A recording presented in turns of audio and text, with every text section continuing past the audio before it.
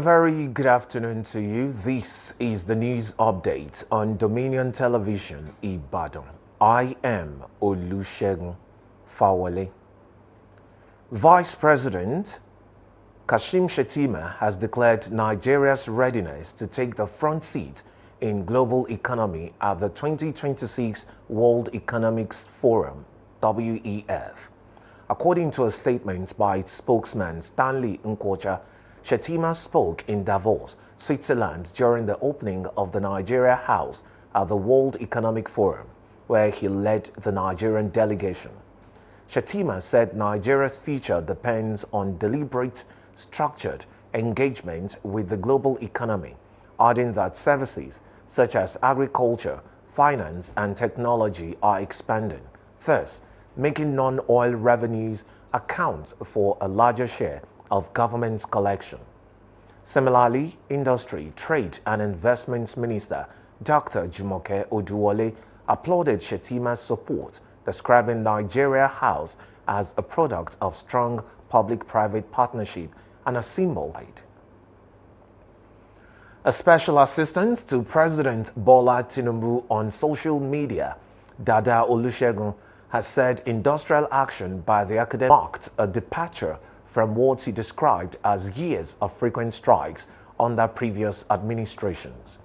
The presidential aide further said Boko Haram logistics storage facility stocked with medical supplies and fuel and other critical materials after overrunning several terrorist enclaves in the Timbuktu Triangle area of Borno State.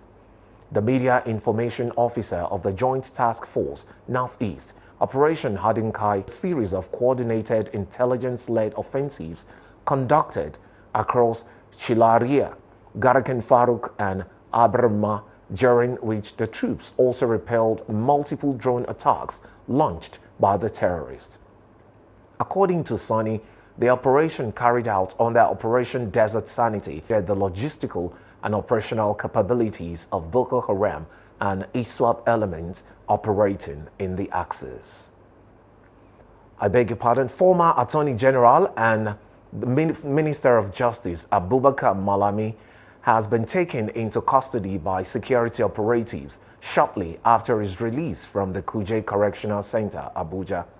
Although the Economic and Financial Crimes Commission clarified that it did not rearrest Malami, exited the EFCC facility according to reports.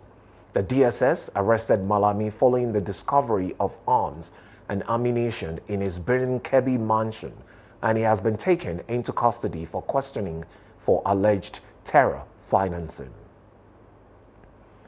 The National Director of Communications of the Oodua People's Congress, OPC, Tunji Abiola, has called on the government to formally recognize local and community policing as part of the nation's security framework.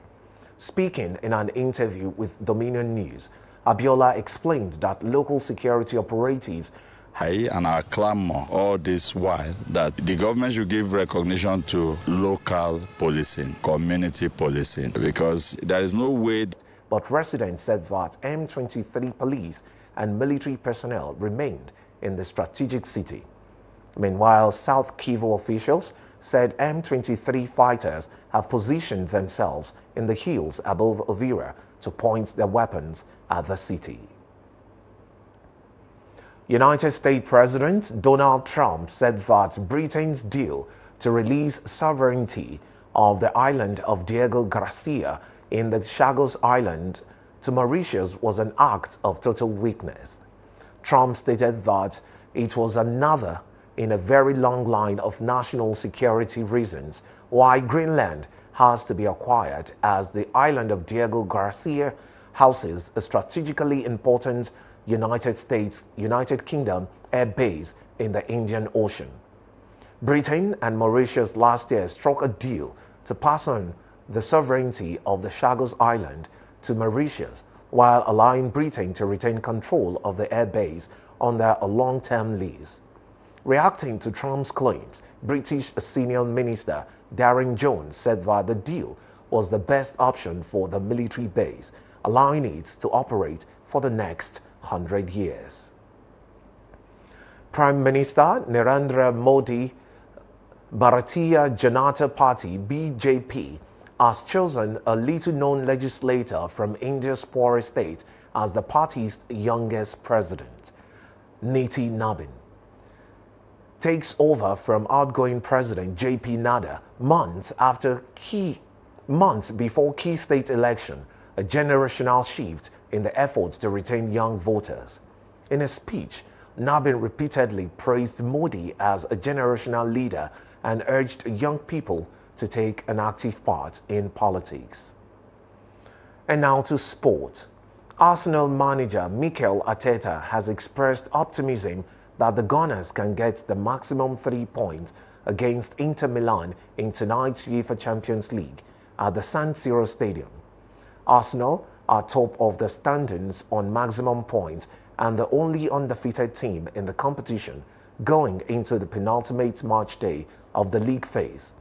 Last season, Arsenal fell to a nil defeat by Inter at the San Siro, and Arteta expects another tough challenge the sides meet in Milan today. Arteta also stated that the Gunners must show that they are better than last year. You can visit our website on www.dominion.org.ng to watch us live and interact with us.